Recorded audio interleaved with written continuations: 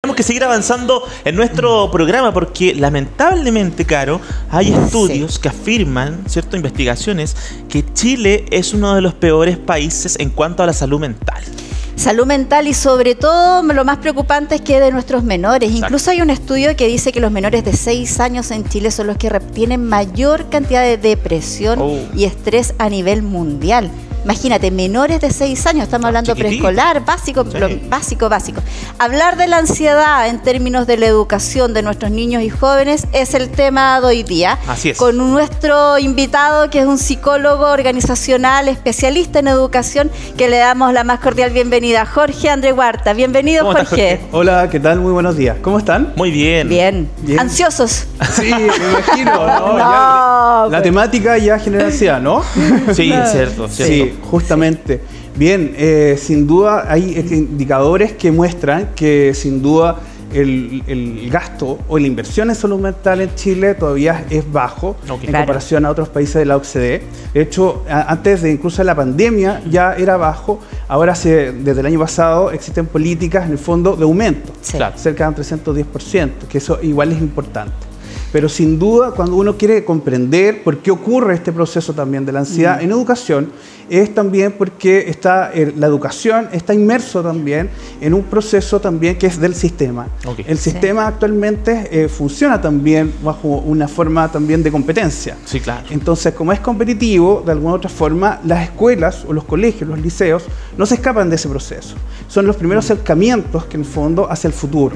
Entonces, con lo cual también los niños, las niñas, los jóvenes, entonces durante todo su proceso de educación están constantemente tanto en una competencia consigo mismo, como también con otros. Qué tremendo eso, porque finalmente nosotros como apoderados, como padres, como adultos responsables en el fondo, no nos damos cuenta del nivel de ansiedad que se puede generar.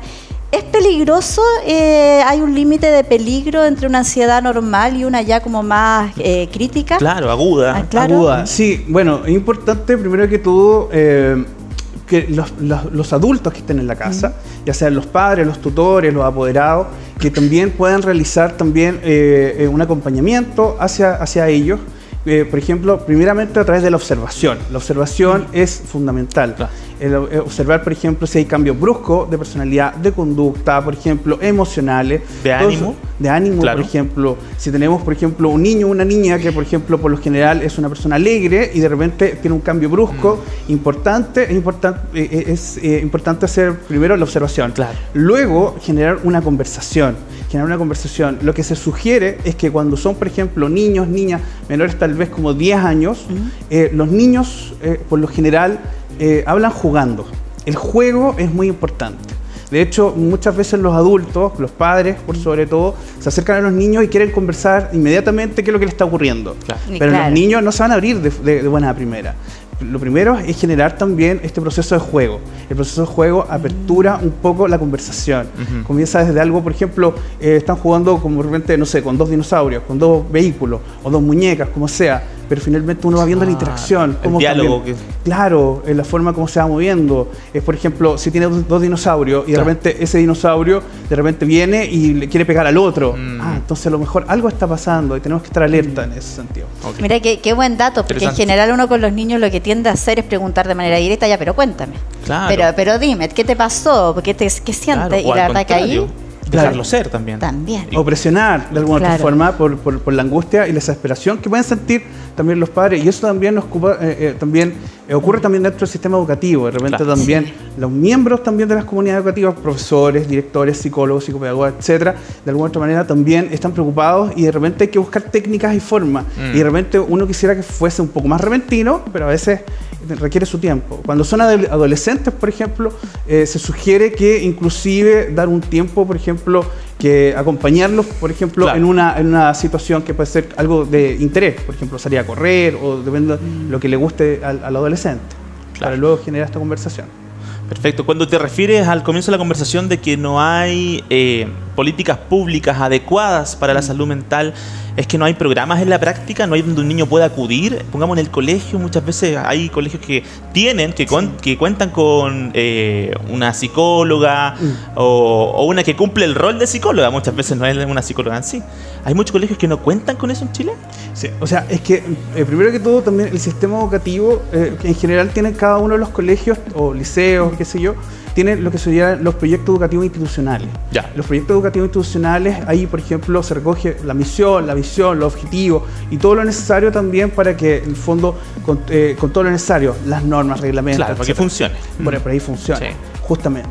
Pero de alguna otra forma, esa presión, de alguna otra forma, desde el modelo educativo, hace que finalmente los niños también se generen también esta ansiedad.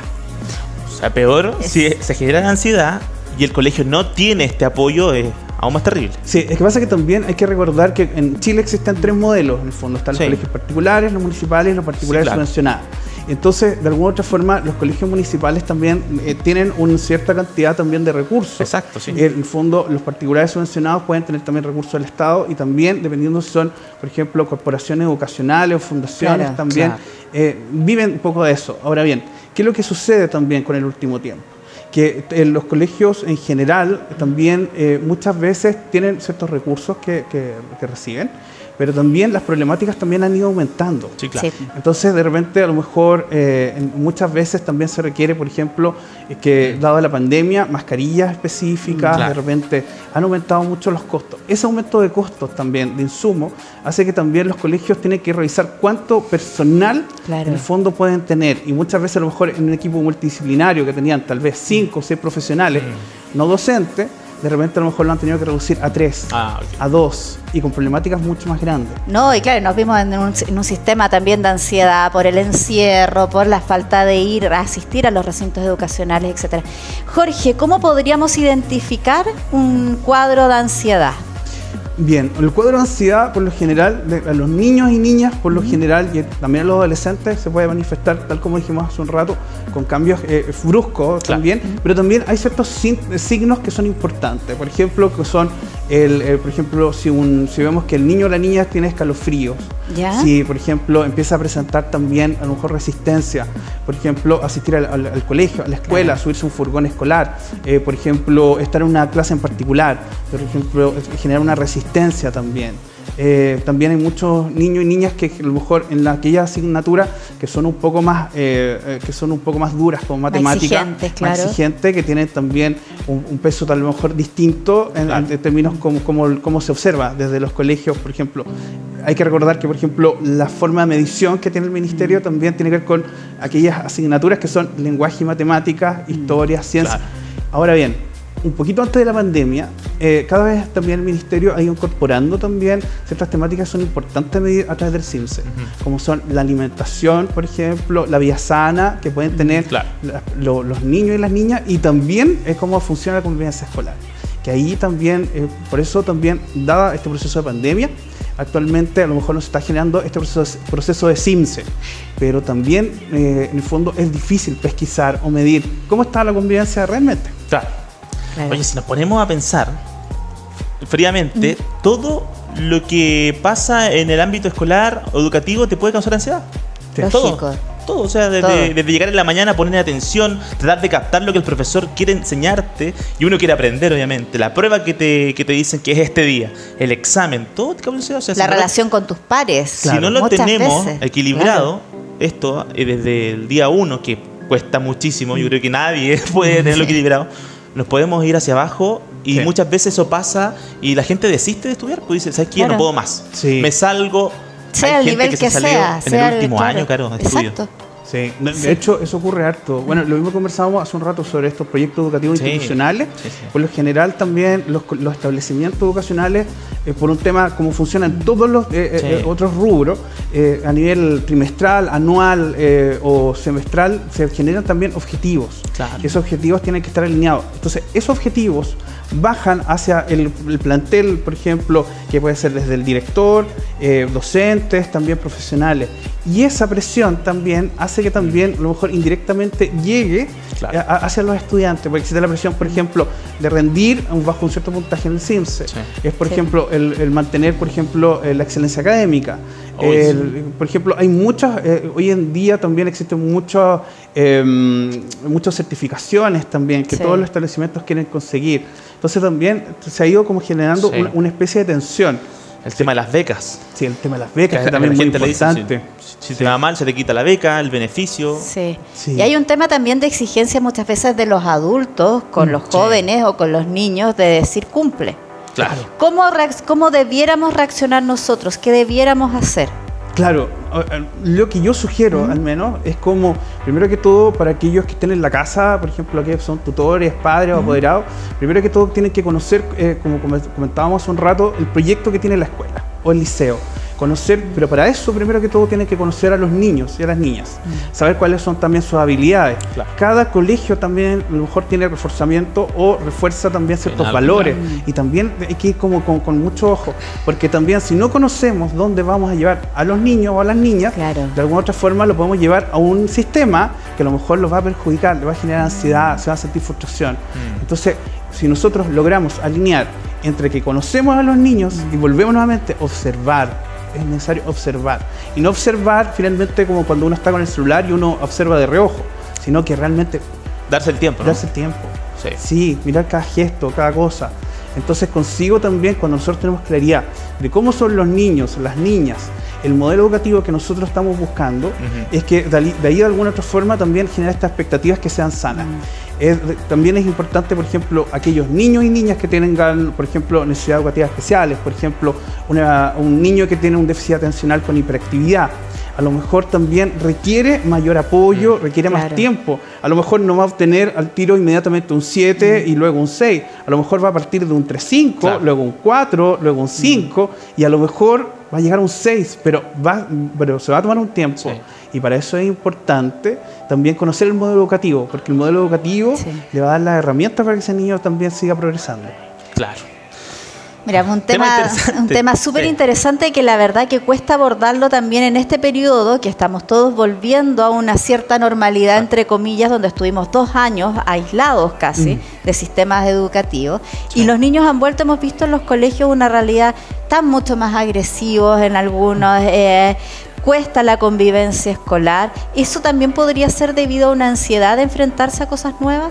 Sí, sin duda. O sea, de hecho ocurre en Chile y esto pasa en todo el nivel educativo, incluso uno lo puede ver en distintos rubros o empresas, que en general, a pesar que nosotros tenemos, es uno de los países que está más conectado, que tiene mayor acceso a celulares o tecnología, de alguna otra manera cuando llegó la pandemia no estábamos preparados para, por ejemplo, muchos colegios, en el fondo, a pesar que existían algunos sistemas de tecnología o programas también, en el fondo ninguno estaba preparado para hacer, por ejemplo, clases a través de Zoom, a través de Meet. Claro, clases online. Claro, cómo hacer una adecuación, en el fondo, una metodología en particular. Entonces, de alguna otra forma, todo eso también generó una ansiedad.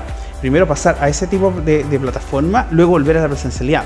Una presencialidad también que en el fondo, también, y algo bien particular, muchas veces también los niños y las niñas y los adolescentes, de alguna otra forma, a veces los papás se preguntan por qué tuvieron un cambio, o por qué están a lo mejor con tanta ansiedad. Si ellos de alguna otra manera llevaron, entre comillas, una vida normal, eso quiere decir que, por ejemplo, trabajaban todos los días, salían de la casa, pero claro, ellos salían como adultos, pero los niños y las niñas se quedaban en la casa. Estuvieron 2 años encerrados. Entonces, existen 2 procesos paralelos en un mismo hogar. Y eso también, entonces, eso impide que de repente a veces los papás dicen, pero ¿por qué está así? ¿Por qué cambió? Claro. Pero de repente, porque el niño o la niña tuvo otra vivencia, que es muy distinto al adulto. Y ahí falta un poco más también de empatía. Y ahí volvemos nuevamente a la observación. Claro, observación, darnos cuenta. ¿Sabes qué? Me quedó dando vuelta también a lo que mencionaste hace poco cuando hablábamos de los síntomas de la ansiedad, respecto a, no sé, por no querer ir, por ejemplo, a alguna clase, alguna que es más difícil. Claro. Ahí, ¿cuál es el límite de maña? ¿O cuál es el límite de decir no quiero hacer algo porque no me gusta o porque me cuesta? Porque me hace mal, definitivamente. O porque definitivamente es algo que tenemos que prestarle atención.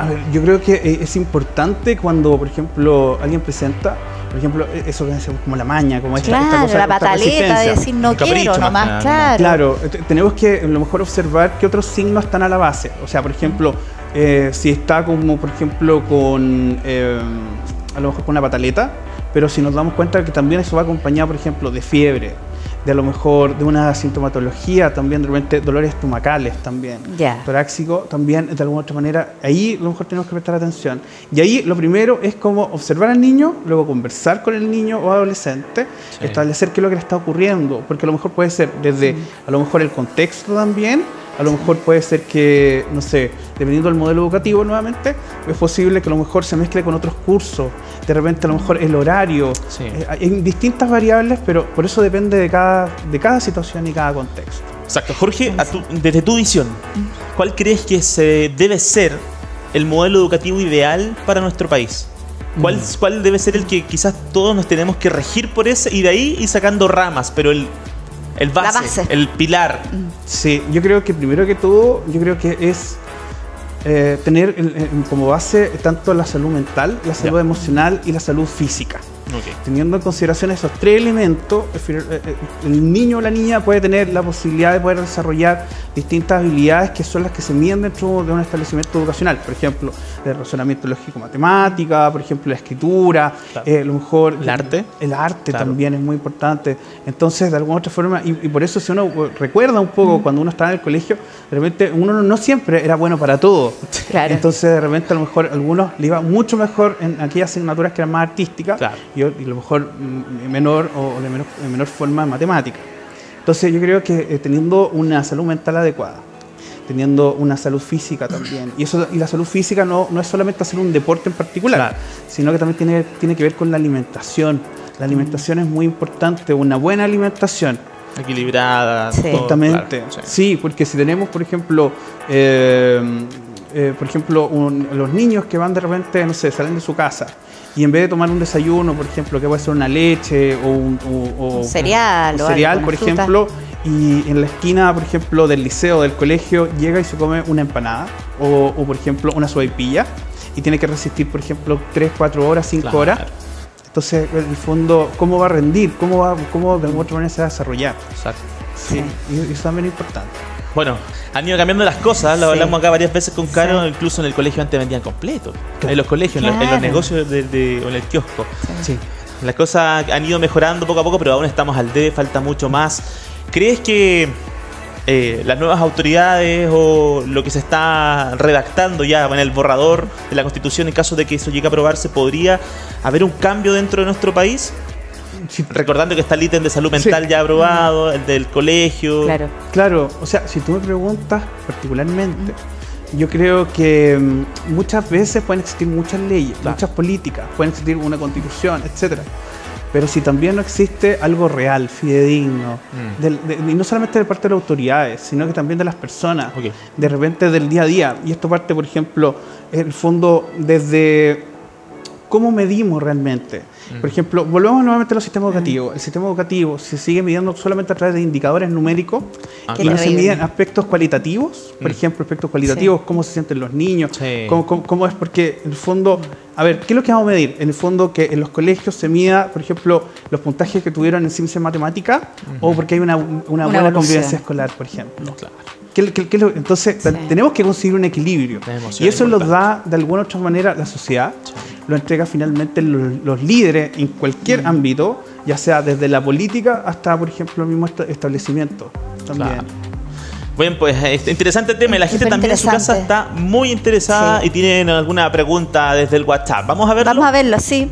Mira, aquí lo tenemos. Dice, hola, buen día. Quería pedir un consejo al psicólogo. Mi hija está en proceso legal OPD y medidas de protección por violencia en visitas con el papá y por miedo que él se la lleve. No quiere ir a la escuela y no sé cómo trabajar la psicología para que vaya. Gracias, quedo atento. Muchas gracias por compartir con nosotros este difícil mensaje, también el difícil minuto que estás viviendo a raíz de esta situación. Sí, de hecho, por ejemplo, hace un rato estábamos conversando, no sé si se puede quedar el mensaje para que podamos para que puedas revisarlo. Podamos como desglosar también, porque son hartas cosas también. O sea, hace un rato hablamos también cómo los niños se relacionan, cómo se converge esta ansiedad o esta problemática dentro de la escuela, pero también cada alumno, cada alumna también es un mundo. Exacto. Entonces aquí, por ejemplo, vemos que, por ejemplo, está en un proceso legal con la OPD y también existe una situación de violencia también, también donde está los visitas del papá y por miedo que se la lleve no quiere ir a la escuela. Y no sé cómo... Ahora aquí lo importante, no aparece el nombre, pero es muy importante en este sentido, primero que todo, acercarse a las redes, que son, por ejemplo, el proceso legal de la OPD. La OPD también, como otros organismos, también tienen apoyo en términos de salud mental. También es importante primero acercarse a eso. Lo segundo, yo creo que es importante también hacer un control sano también con el niño o la niña, en este caso con la niña, para que en el fondo saber si es que también ha tenido algún cambio o una manifestación que a lo mejor no es simplemente en términos conductuales, sino que también a lo mejor puede ser del organismo. De repente sucede que cuando son situaciones como esta, donde está involucrada la violencia, por ejemplo, que con situaciones que son fuertes para los niños y las niñas, también a lo mejor pueden presentar, por ejemplo, taquicardia, otra sintomatología que puede ser preocupante, dolores de cabeza permanentes. Entonces, yo creo que lo importante acá, primero que todo, apoyarse con este organismo que es la OPD, ver cuáles son las aristas. En segundo lugar, ver el tema también de hacer un control también, ya físico, también de cómo se ha ido desarrollando la niña. Y en tercer lugar, también acercarse también al colegio, acercarse a la escuela y compartir esta situación, y dependiendo también los protocolos, normativas o el proyecto que tenga la escuela, obviamente tiene que hacer algún tipo de adaptación o hacer una adecuación correspondiente. Claro. Jorge, pero yo creo, bueno, poniéndome en el lugar un poco de la mamá de esta niña, yo creo que ahí nace la incertidumbre, le insisto en que vaya. Claro. O realmente ya hago todo un proceso anterior, y porque puede ser más perjudicial si yo lo obligo a ir. Claro.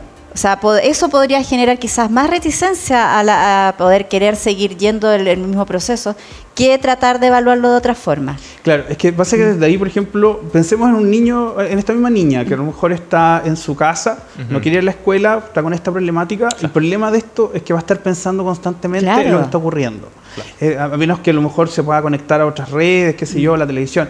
Pero el mejor lugar que tiene que estar es en la escuela. Ahora bien, las escuelas en general, como tienen por lo menos al menos un profesional, o si no tienen, por ejemplo, tienen un director, jefe UTP también, que son los encargados de hacer estas adecuaciones curriculares, les va a dar como los pasos a seguir para que, a lo mejor lo que se puede sugerir en una conversación con las escuelas, por ejemplo, que esta niña a lo mejor pueda asistir una vez a la semana, por ejemplo. Que vaya tomando confianza, que se sienta protegida en el fondo. Claro, y volvemos nuevamente a lo que dijimos hace un rato, la observación y por otro lado la conversación. Por ejemplo, si en este caso de la niña a lo mejor dice que el mejor día que a lo mejor le gusta es su educación física o las clases de arte, entonces vincularlo con eso.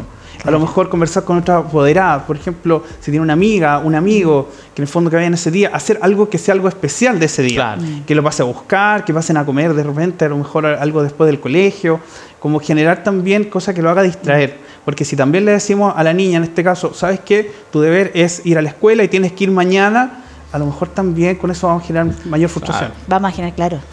Es difícil. Es un tema que da para mucho más, Jorge. Esperamos tenerte de nuevo por acá en nuestro estudio. De verdad que sí, agradecidos por tratar de explicarnos un poco más con claridad, ¿cierto?, qué es lo que está pasando con los niños y estudiantes de nuestro país. Gracias, Jorge. Muchas gracias a ustedes, que estén muy bien. No, gracias a ti. ¿Tus redes sociales, Jorge, donde la gente puede escribirte? Lo voy a dejar después para el último. Sí, a través de LinkedIn, que es como la red social. Genial. Sí, en el fondo para que se puedan contactar. Bueno, perfecto, ahí también nos pueden escribir al canal y nosotros hacemos el conducto para enviárselo. Gracias, Jorge. Súper, muchas gracias, que estén muy bien. Un abrazo. Gracias, abrazo.